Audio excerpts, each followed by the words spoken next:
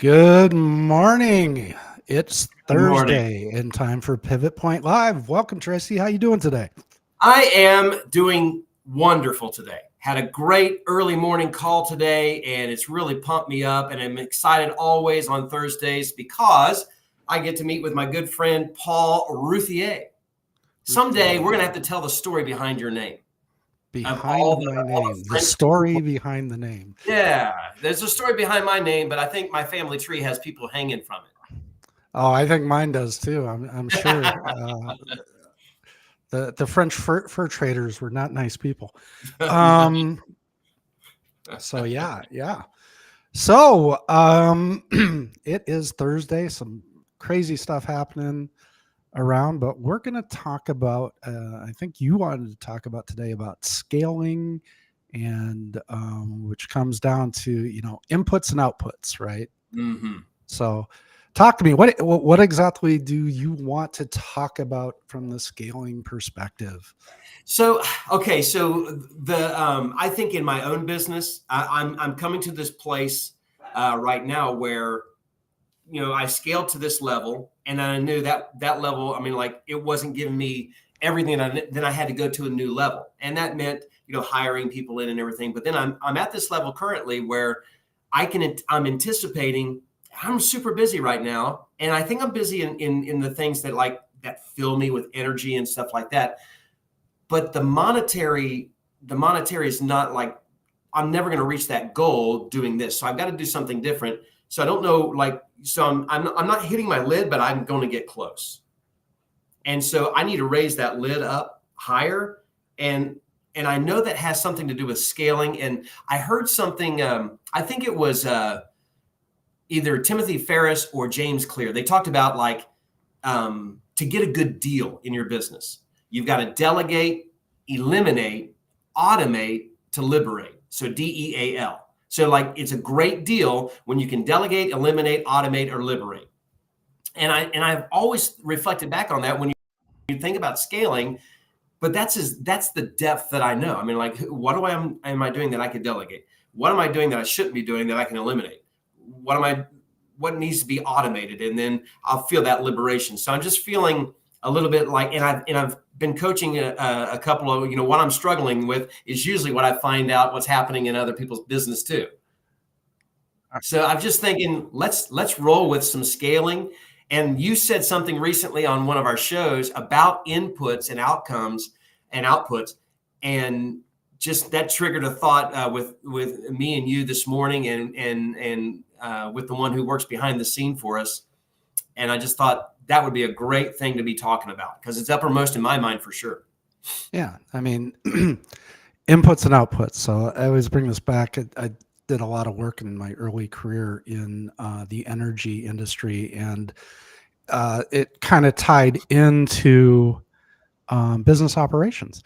And it was really wrapped around inputs in the energy industry, or BTUs, British thermal units, and outputs, BTUs, British thermal units.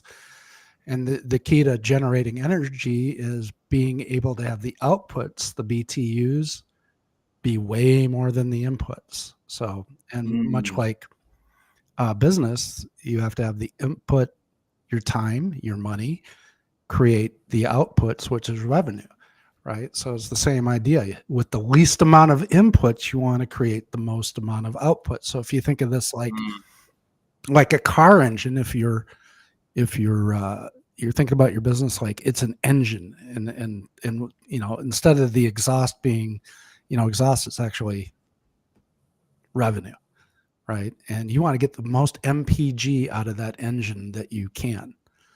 And you do some modifications to the engine every once in a while to get more output. So now you're gone from a streetcar to a dragster, right?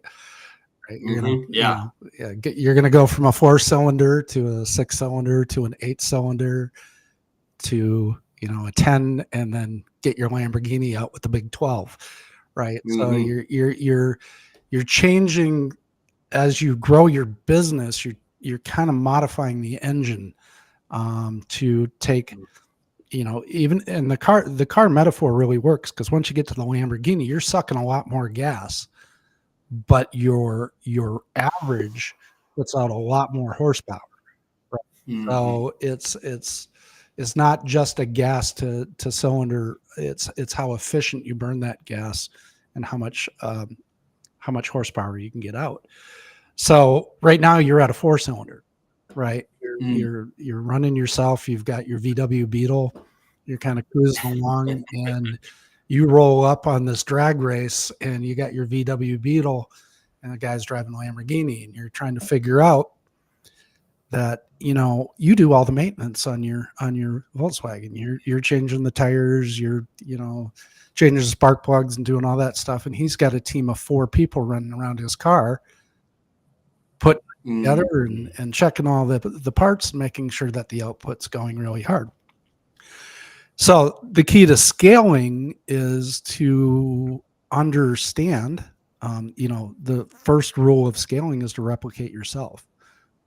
So what does that mean? You've heard the old adage that, when you're a small business owner, you wear a lot of hats. I like that adage because actually, like Tracy, you're wearing all the hats minus one, right?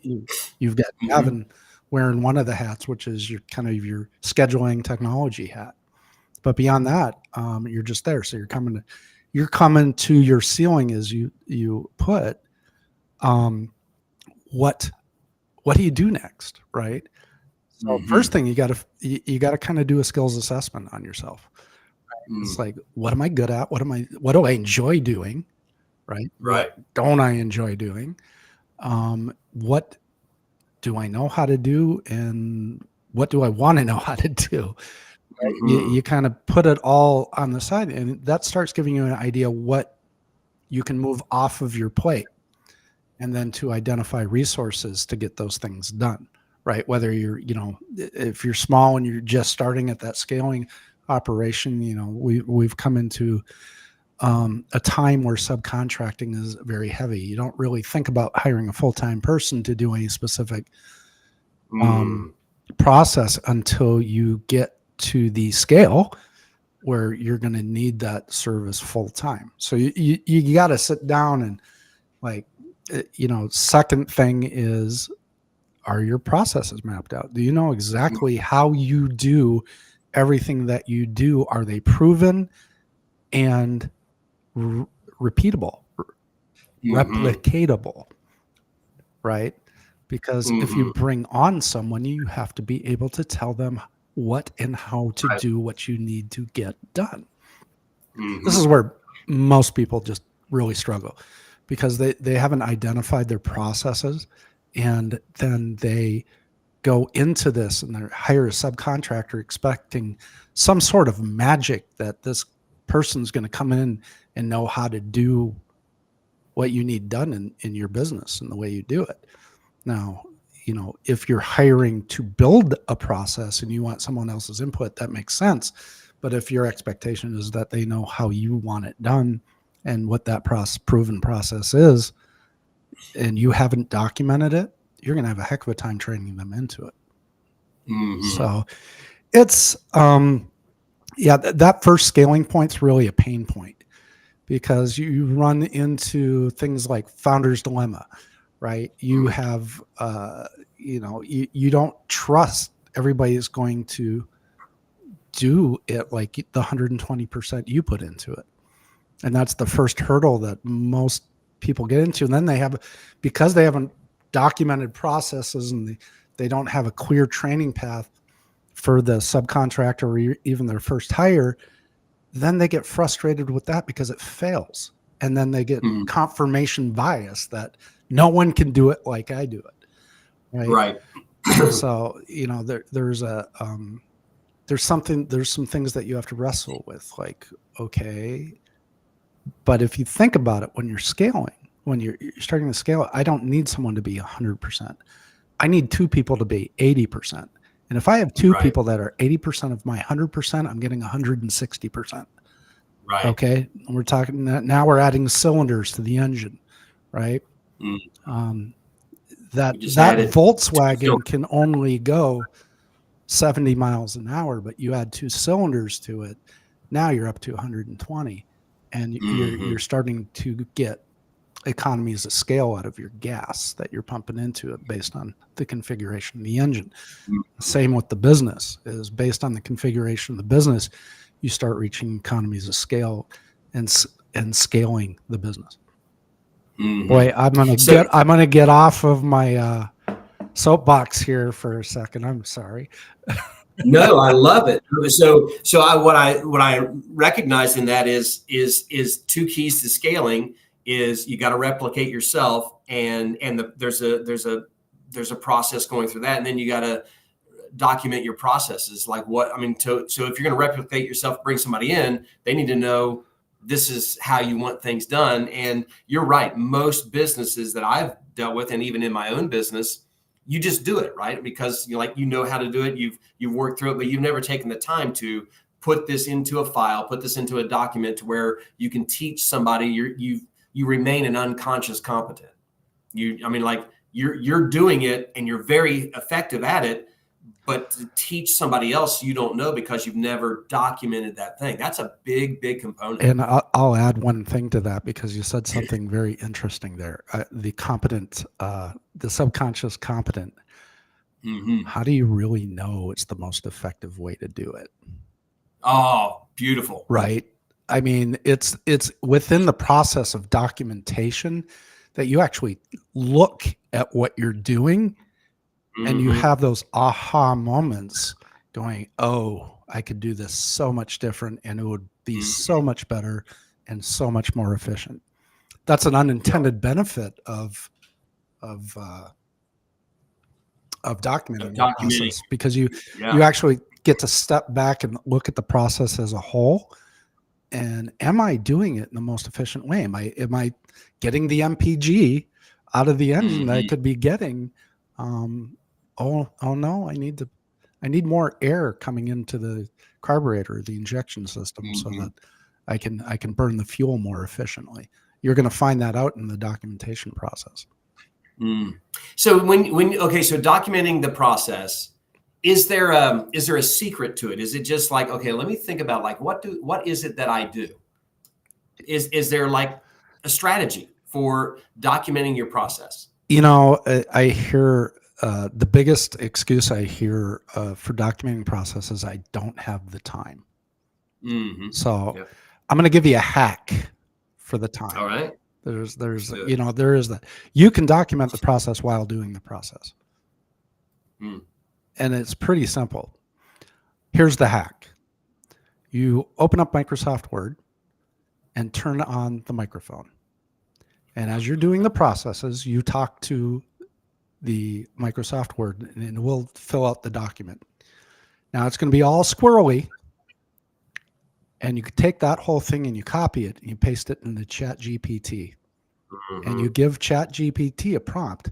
This is the process for X. I need this documented like a process. Please generate. And guess what? That process is now documented, and pretty solidly too. This is from experience. Been documented. Yeah. Honestly, I've been working on a project documenting some process that's apropos, and I decided that this was the way I was going to do it. And what would usually take me 3 weeks to really have a good document process, for each process took me about an hour. Oh my goodness. Wow. And it's just a complete change from the old days. So to the I guess to the cheering for AI, this is where it really kind of kicks it for me, is getting some of this stuff in order as we're building teams, and it's been amazing. So that's a big hack that we could use for that. Love that. And that, I think I've noticed here recently that there's a lot of my coaching clients that are struggling with that whole excuse. I would do it if I had the time. And then when you show them the right tool, because that's what you mentioned, that great statement you said, how do I know that this is the right way? It's the way I've been doing it, but how do I know there's not a better way? How do I know there's not and you've got to take the time to enter into that process, and probably have an accountability partner, somebody coaching you to to suggest the things that you may not be asking yourself, asking better questions Like, okay, if you can improve on that, what would you do? Why? I don't know. I don't have a tool, like, oh, there's a tool for that. And you just like you shaved off 3 weeks of work for an hour. That's a huge, huge benefit. One of the questions that was asked by one of our viewers is, how important is documentation in your organization? In my organization, it's extremely important. We're in the middle of documenting some processes. We just opened up a new company about 4 weeks ago. And the first thing I did was mission, vision, values.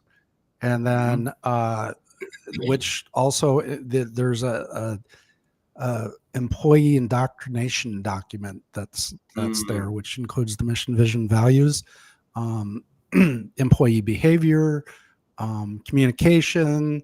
Here's the documented process for using Teams. Here's, so we're starting from scratch from a lot of this. And, I work with companies all day long on doing this, so I damn well better do it myself. But we'll be in a position in 6 months, in a position, the target or exit strategy is an early exit. It's not an exit strategy. It's more of a strategy to merge with another company that I have targeted, to bring product and to bring product marketing and sales all together under one roof.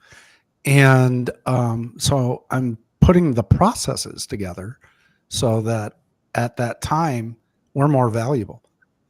It's the process that's the value in the company. The process and the revenue are the value in the company. So having the right process and having it documented, anyone, if they've been from the employee indoctrination standpoint of their behavior of, hey, this is the process, we've got it documented for you, just follow the process. The idea behind that, in theory, is the outcome or the output. I mean, we should get the same level of output because we followed the same process, no matter what quote unquote shift we're on, what day of the week it is. If we're all following the same process, we should end up at the same result. Pretty much. So let me tell it this way. I'll tell a little story here. Okay. When I was in the Navy, everything in the Navy is documented. Number one, just to start, it's documented how you go to the bathroom. It's just everything is got a manual to it. When I went in the Navy, one of the first things that we had to do is what was it, 3 or 6 months? I can't remember. In the galley, right, on the ship. So we had to do galley duty. So the first thing, and Tracy, I came out of high school, 4 years of cooking. Cooking is like nothing. They identified that and they're like, okay, I got the skate job. I'll admit it. Wasn't on the galley for the regular sailors. I was in the chief's mess and I was the cook. Right. So it was skate duty. It was like, all I had to do was cook breakfast dinner and lunch and dinner for the chiefs. And there was only 12 of them. So I only had to, it was like easy peasy for me. But I went into training, they trained me for a day. And at every station in the chief's mess was a manual taped up to the hood, the recipe, the cleanup procedure, all of that. I walked in, I never had to ask a question after my initial training. And if I did ask a question, it was for clarification. Okay. So think about that in a business. If you could train someone based on a manual and then they go to their desk to start their job and you have a documented procedure, do they have to ask you a question? Once in a while, they will for clarification. But are you going to hear the same question over and over again? No, you're going to say, go check the manual. Go check the manual. Yeah. That's documented. Okay. Think about the time suck of training someone to come into your organization.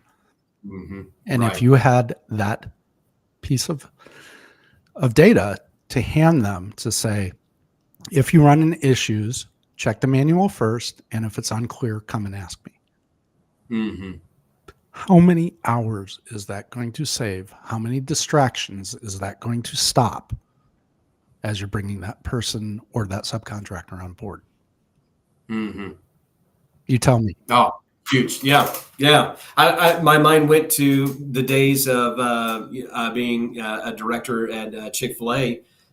They had what's called POPs, and it's probably picture of preparation or process of preparation is probably what it stood for. I don't think they ever told us that. We just knew that they were stickers, and then and every quarter a new sticker would come in, and basically on the stainless you scrape the old sticker off, pull that sticker off, you wipe it all down and everything, and you put this new sticker, and it would be like, hey, this is our kale salad, and this is how it's prepared. And it just had a picture step by step, 1, 2, 3, 4. And you just put it on there to where, in a pinch, any director came over, they gloved up, and they were able to build this thing because they had a POP. That's exactly right. Yep. And you're right.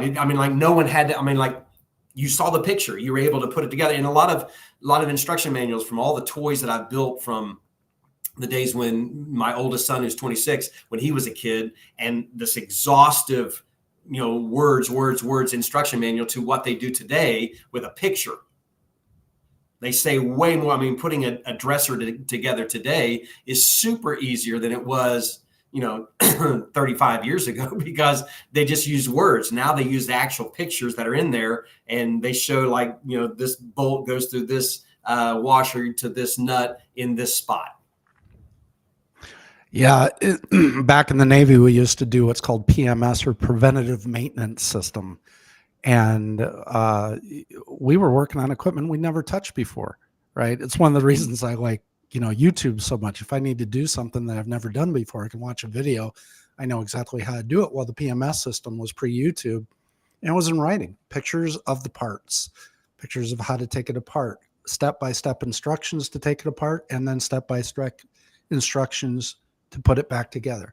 So we would have these manuals, and it would be on a schedule, right? This needs to be PMS'd every 6 months, and every 6 months it would pop up on our schedule. And hey, Ruthie, you got this to do today. You have to, we've got to swing the compass on the ship, so we're going to have to pull out of port and do a compass swing. So you need to get the CO and the chief executive officer to get a trip out to Long Island Sound, and we need to get the entire team set together to make sure the compass is working properly. So it was just all outlined. I didn't even have to think about it. I wake up, I'd open up my schedule, and I go, okay, it'd be right there. 3 weeks from today, we got to go out and swing the compass. And so we get things set up for the officers and get things out and get the ship out. It's a 500-foot ship, so there was a lot involved in taking it out to swing the compass. Make sure that the gyro compass, which is an electronic compass, is set and ready to roll, and that it's correct before we go swing the other compass, because we need the gyro to make sure the magnetic compass is working. So we knew every step along the way. Well, who would know that if it wasn't documented? How would you transfer that information? How would your business run if you ended up in the hospital tomorrow? Right. Yeah, that's a hard question, because the answer is not fun to speak into. It's not fun. It's like, what would happen? Yeah. Okay, I have to go to can I take my laptop with me to the to the hospital? Because you're right, I am the business. You are the business. So so the question is, the core question is, how do I make this business a going concern? How do I make it survive me and continue operations on a daily basis if I'm eliminated from the picture? Yes. Okay. We talk a lot in my industry, and when you get up in the larger businesses, we start talking about business continuity planning. And Mm-hmm. that whole really, that whole sentence is about the business continuing in the event of a disaster, Mm-hmm. right? How does the business continue tomorrow if it gets hit by a tornado today? Yeah. Where's my Right. data? Where's my operations? Where's my sales team? What what what do I need to do in the event of an emergency to keep it going? And Mm-hmm. this is where, if you ask this to, I would say 80% of the small businesses and medium businesses out there could not continue if a disaster happened Yeah. because they have no plan beyond it. Yeah. And that's why I said, I mean, it was such conviction that I felt when you're asking that question. Yeah. Okay. Yeah. The invent and disasters are going to come, Yes. at different levels and stuff like that. But a crisis is a crisis. And, am I prepared for a 3-week crisis that the business has to run without me? Mm-hmm.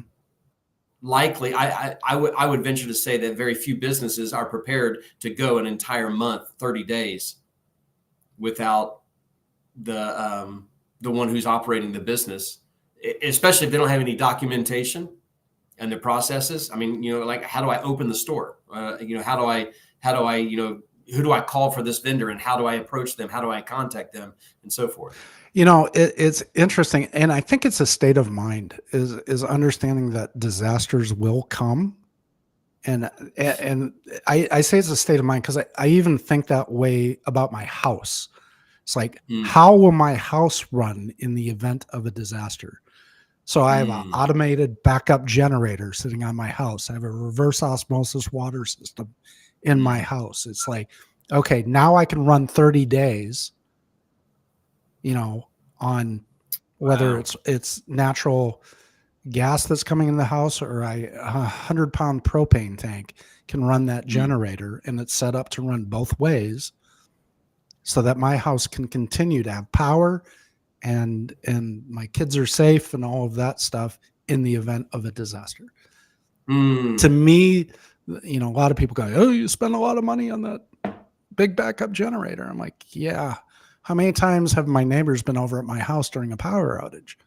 Right? Yeah. Because I'm the only guy in the area with, and Mhm. and one Christmas power went out, and it went out for 13 hours. There was a car that hit a telephone pole down the street, and there Oh, was this big fire and all this stuff, and it's Christmas time, and power was out, and backup generator comes on, and it's doing its thing, and we're watching TV. We've got internet. We're doing all that stuff, and my wife, not thinking about it, remember, everything is out. The entire area is dark.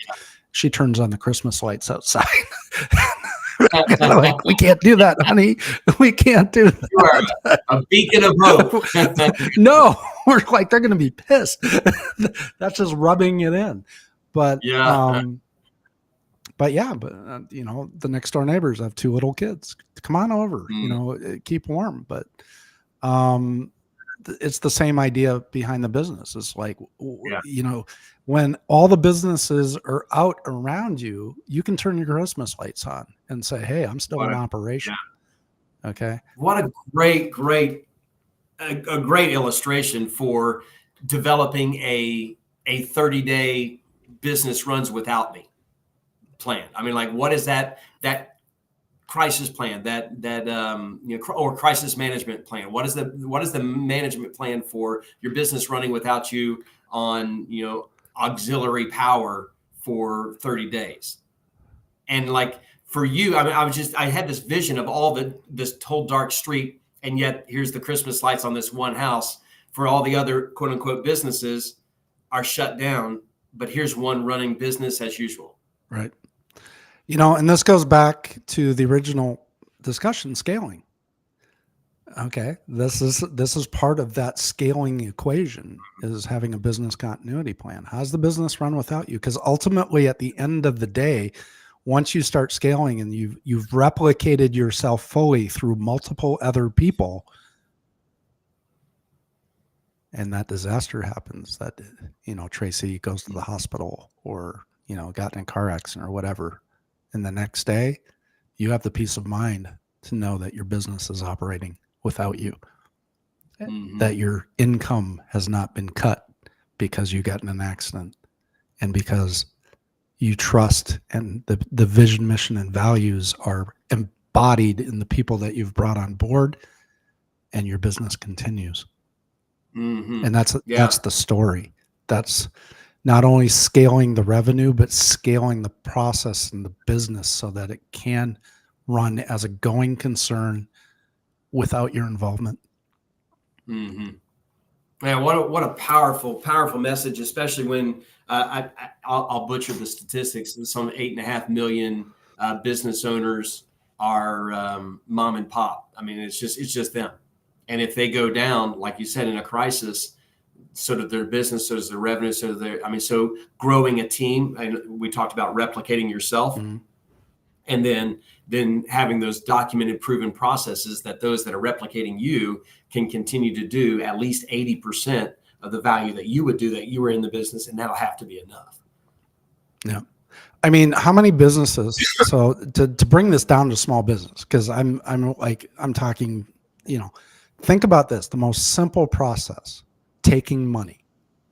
That is the most simple process in your business. Somewhat, you deliver a service or or you're a restaurant. Let's even use restaurants, for example. And the internet goes down. How often does that happen? Yeah. You can't take credit cards. Right. What is your business continuity plan for this little simple thing? Is taking money. What's your business? So I own a business and it's a restaurant. That's one of the first things I'm going to think about. Like, when all crap goes, and I can, maybe I put a power generation on the back so I can continue to cook food, because it's never about the gas. The gas doesn't shut down. So I need power. So I'm going to put a power backup generator on my restaurant so that if when power goes out, it doesn't shut me down. Second thing, how am I going to take money? Well, you can still get the old pieces of paper to jam the credit card on. I'm going to have that backup so I can take credit cards when everything goes down. And I'm going to make sure I have enough cash reserves on hand, because I'm going to prefer taking cash when the power's out, so that I can make change for, let's say I'm going to assume worst case scenario, the power's out for 8 hours. I'm going to have enough cash to transact for the next 8 hours. Okay. So I'm going to have that in a safe in the restaurant. So now I've got backup power. I've got the ability to take money in all the ways that I was going to take it, even if the internet's down, and I can continue restaurant operations because of the backup power. Now, everything goes down. My Christmas lights are still on. All the restaurants around me, they're not doing crap, and I'm getting all their customers too. Yeah. Powerful. No pun intended.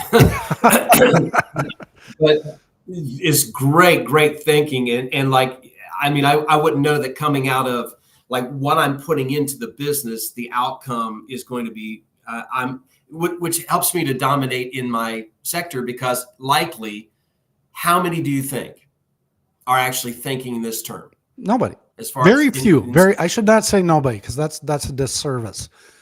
But very few are. Very few get to that point. I mean, they don't want to spend the money in those particular places, but what they don't realize is, you take a Chick-fil-A, how much does 8 hours being down cost you? Oh my goodness, absolutely. In revenue. I mean, you said it. We went down, we had no internet, we had no way of taking credit card payments, we had no way of taking like the iPad orders and stuff like that. I was and all I knew to do is, because my time in before all the technology was introduced to restaurants, I gave everybody a pad of paper and they were writing down the orders. And so we became a short order cafe type thing where they're still going through the drive-through, but we were cash payments only because we didn't have the, the swiper thing, but we were cash payments only. So we had to communicate that. And we were down for probably an hour and a half. Yep. But we were still able to, I mean, obviously just take cash payments, but that's all that we were able to accept. But we were still able to make some level of money and some income. And it just didn't go to like, I'm sorry, guys, we're closed for now. Right. So here's the cost benefit analysis. $10,000 for a backup generator, right? For your business, Mm-hmm. or 8 hours down at $100,000 to $200,000 in revenue. Yeah. Mm-hmm. Sure. Yeah. To me, that's a no-brainer. Yep. Right. So it's but the business continuity, that's part of scaling. That's part of ensuring that it's a going concern and that it can run without you. Mm-hmm. Man, that was super, super helpful. I mean, obviously I'm a business owner and I got some insights from what you were sharing today. If they're watching this right now, this is one that I would go back and review this one again, about going back and to think about what are we putting into the business that's going to, pardon the pun, generate the outcome that we want in the face of a crisis or replace us. I think the most powerful question is there was two for me, that how does the business continue without me? Powerful question. I've got to figure that out. I got to get that answer. And then how do I know that what I'm doing is the right way? Mm-hmm. Just because I've been doing it for years and it seems to be working, well, it ain't broke, don't fix it. But could it be improved? Mm-hmm. Yeah. The power of documentation. It's not just about writing things down. It's about understanding your business, how it runs, and how it could run better. Yeah. So, man, we powerful. are out of time. We got to go. Seems like we just started. Yeah. But I loved it. Well, thank you so much for adding value to our viewers and to me today. Appreciate that. Awesome. Thank you so much. All right. We'll see you next Thursday. Look forward to it.